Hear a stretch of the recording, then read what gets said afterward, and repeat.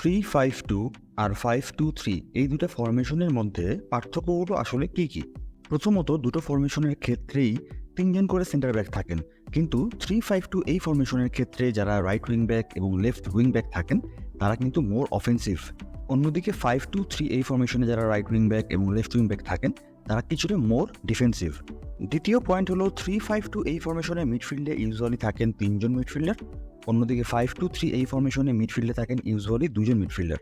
এবং তৃতীয়ত 3-5-2 এই ফরমেশনের ফরওয়ার্ড লাইনে থাকেন মূলত দুজন স্ট্রাইকার, অন্যদিকে 5-2-3 এই ফরমেশনের ফরওয়ার্ড লাইনে থাকেন মূলত তিনজন player, right winger, centre forward এবং লেফট উইঙ্গার।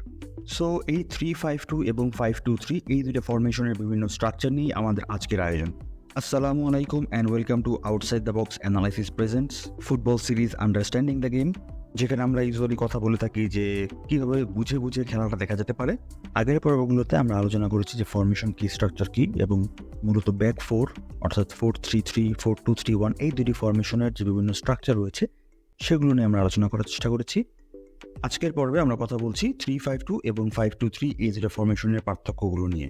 শুরুতে 3-5-2 ফরমেশনের ডিফেন্সিভ লাইনে থাকে তিনজন সেন্টার ব্যাক, মিডফিল্ড লাইনে তিনজন সেন্টার মিডফিল্ডারের সাথে রাইট উইং ব্যাক এবং লেফট উইং ব্যাক তারা জয়েন করে, এবং সামনে থেকে দুজন সেন্টার ফরওয়ার্ড।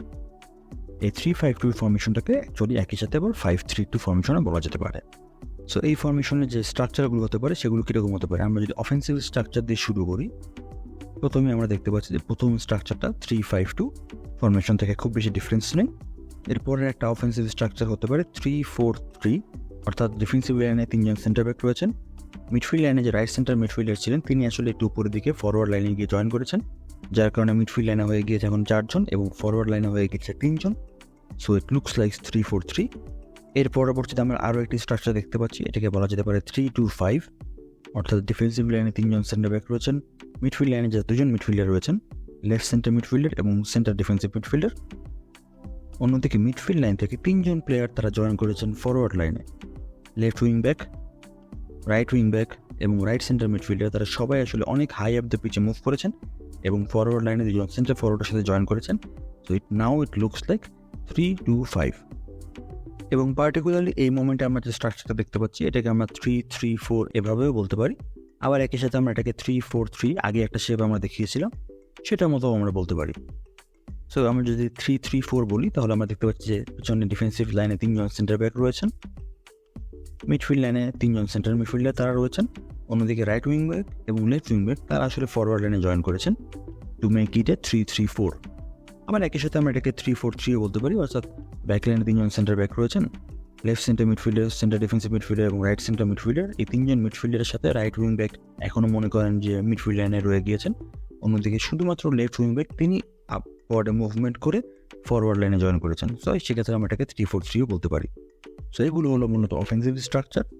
এবার যদি আমরা ডিফেন্সিভ স্ট্রাকচারে চলে যাই, 3-5-2 এর সবচেয়ে কমন ডিফেন্সিভ স্ট্রাকচার হলো 5-3-2, অর্থাৎ আপনি যখন 3-5-2 ফরমেশনে খেলছেন তখন আপনার যে রাইট উইং ব্যাক এবং লেফট উইং ব্যাক রয়েছে তারা ডিফেন্সিভ ফেজের সময় স্বাভাবিকভাবেই ডিফেন্সিভ লাইনে ড্রপ করবেন to make it A 5-man back line. So defensive লাইনে চলে যাচ্ছেন right wing back, centre back, centre back, centre back এবং লেফট উইং ব্যাক। মিডফিল্ড লাইনে তিনজন মিডফিল্ডার রয়েছেন এবং দুজন সেন্টার ফরওয়ার্ড রয়েছেন ফরওয়ার্ড লাইনে। So the defensive structure right now is 5-3-2। আবার এই পার্টিকুলার মোমেন্টে এই ডিফেন্সিভ স্ট্রাকচারটা হয়ে যেতে পারে 5-2-3। ডিফেন্সিভ লাইনে 5 জন ব্যাক রয়েছেন, মিডফিল্ডে যে তিনজন মিডফিল্ডার ছিলেন সেখান থেকে রাইট সেন্টার মিডফিল্ডার তিনি সামনে পুশ আপ করেছেন এবং ফরওয়ার্ড লাইনে দুজন সেন্টার ফরওয়ার্ডের সাথে জয়েন করেছেন। সো ব্যাক লাইনে 5 জন, মিডফিল্ডে 2 জন, সামনে 3 জন নিয়ে 5-2-3। লো ব্লকে যখন তারা ডিফেন্ড করছে, এখানে মূলত ইন্টার মিলানের কথা আমরা বলছি, তখন সেই শেপটা সিমিলার 5-3-2। ডিফেন্সিভ লাইনে 5 জন, মিডফিল্ড লাইনে 3 জন এবং সেন্টার ফরওয়ার্ড 2 জন দিয়ে ফরওয়ার্ড লাইন। সো এই ছিল আমাদের 3-5-2 ফরমেশনের বিভিন্ন স্ট্রাকচার। এবারে আমরা চলে যাব 5-2-3 এই ফরমেশনে। সো 5-2-3 এই ফরমেশনে মূলত ডিফেন্সিভ লাইন থাকেন 5 জন প্লেয়ার, 3 জন সেন্ট্রাল ব্যাকের সাথে রাইট উইং ব্যাক এবং লেফট উইং ব্যাক। মিডফিল্ডে থাকেন 2 জন ডিফেন্সিভ মিডফিল্ডার এবং ফরওয়ার্ড লাইনে থাকেন রাইট উইঙ্গার, সেন্টার ফরওয়ার্ড এবং লেফট উইঙ্গার। শুরুতে যদি আমরা ডিফেন্সিভ স্ট্রাকচারটা খেয়াল করে দেখি, 5-2-3 এর ক্ষেত্রে খুব কমন একটা ডিফেন্সিভ স্ট্রাকচার হলো 5-4-1, অর্থাৎ ডিফেন্সিভ লাইনে 5 জন রয়েছেন, মিডফিল্ড লাইনে তো দুজন ডিফেন্সিভ মিডফিল্ডার ছিলেন, তাদের সাথে ফরওয়ার্ড লাইন থেকে রাইট উইঙ্গার এবং লেফট উইঙ্গার তারা আসলে ড্রপ করে জয়েন করছেন মিডফিল্ড লাইনে। অন্যদিকে সেন্টার ফরওয়ার্ড আইসোলেটেডভাবে ফরওয়ার্ড লাইনে থেকে যাচ্ছেন। So it looks like 5-4-1 and this is a very common defensive structure for 5-2-3 formation, বিশেষত যখন মিড ব্লকে ডিফেন্স করা হয় অথবা লো ব্লকে ডিফেন্স করা হয়। অন্যদিকে যদি আপনি হাই ব্লকে ডিফেন্স করতে যান 5-2-3 এই ফরমেশন নিয়ে, সেক্ষেত্রে আমরা ডিফেন্সিভ স্ট্রাকচারটা অনেক সময় দেখেছি যে 5-2-3 এই স্ট্রাকচারটাই থেকে যায়। অন্যদিকে যদি আমরা অফেন্সিভ স্ট্রাকচারে এখন চলে যাই, যেখানে টটেনহাম স্পার্স তারা যখন বিল্ড আপ করছে তখন তাদের স্ট্রাকচারটা আসলে কী হয়ে যাচ্ছে, 5-2-3 থেকে তারা আসলে তাদের স্ট্রাকচারটা চেঞ্জ হয়ে যাচ্ছে 4-3-3।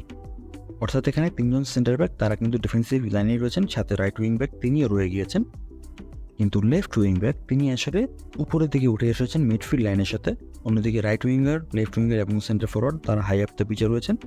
এখানে আসলে আপনাকে উইথ প্রোভাইড করছে রাইট উইং ব্যাক এবং লেফট উইং ব্যাক। অন্যদিকে রাইট উইঙ্গার, সেন্টার ফরওয়ার্ড এবং লেফট উইঙ্গার তারা আসলে আপনাকে ডেপথ প্রোভাইড করছে। সো এই মোমেন্টে 5-2-3 ফরমেশনের অফেন্সিভ স্ট্রাকচারটা হয়ে গিয়েছে অলমোস্ট 4-3-3। আর একটি খুবই কমন অফেন্সিভ স্ট্রাকচার 5-2-3 এর ক্ষেত্রে সেটা হলো 3-4-3, অর্থাৎ ডিফেন্সিভ লাইনে তিনজন সেন্টার ব্যাক তারা রয়ে গিয়েছেন। অন্যদিকে রাইট উইং ব্যাক এবং লেফট উইং ব্যাক দুজনই উপরের থেকে উঠে এসে জয়েন করেছেন মিডফিল্ড লাইনের সাথে। তো মিডফিল্ডে এখন আমরা দেখতে পাচ্ছি 4 জন প্লেয়ার। অন্যদিকে রাইট উইঙ্গার, সেন্টার ফরওয়ার্ড এবং লেফট উইঙ্গার তারা আসলে ফরওয়ার্ড লাইনে রয়েছেন। সো নাও ইট লুকস লাইক 3-4-3। সো এখন যদি আপনি খেয়াল করেন, যখন আপনি বল নিয়ে প্রোগ্রেস করছেন তখন সেই অফেন্সিভ স্ট্রাকচারটা হয়ে গিয়েছে 3-2-5, অর্থাৎ ডিফেন্সিভ লাইনে তিনজন সেন্টার ব্যাক রয়েছেন, মিডফিল্ড লাইনে দুজন ডিফেন্সিভ মিডফিল্ডার রয়েছেন। অন্যদিকে রাইট উইং ব্যাক এবং left wing back high up the পিচে উঠে এসেছেন এবং জয়েন করেছেন ফরওয়ার্ড লাইনের সাথে। সো ফরওয়ার্ড লাইনে এখন হয়ে গিয়েছে 5 জন, right wing back, right winger, centre forward, left winger, left wing back, তারা সবাই এখন অলমোস্ট ফরওয়ার্ড লাইনে। So now the structure is 3-2-5। সো এই ছিল মোটামুটি আজকে আমাদের 3-5-2 এবং 5-2-3 এই ফরমেশনের মধ্যকার পার্থক্যগুলো এবং একই সাথে তাদের যে বিভিন্ন রকম স্ট্রাকচার রয়েছে বিভিন্ন ফেজে, সেগুলো নিয়ে সংক্ষিপ্ত আলোচনা। পরবর্তী পর্বগুলো দেখার আমন্ত্রণ জানিয়ে আজকের মতো আমরা এখানেই বিদায় নিচ্ছি। সবাই ভালো থাকবেন। আসসালামু আলাইকুম।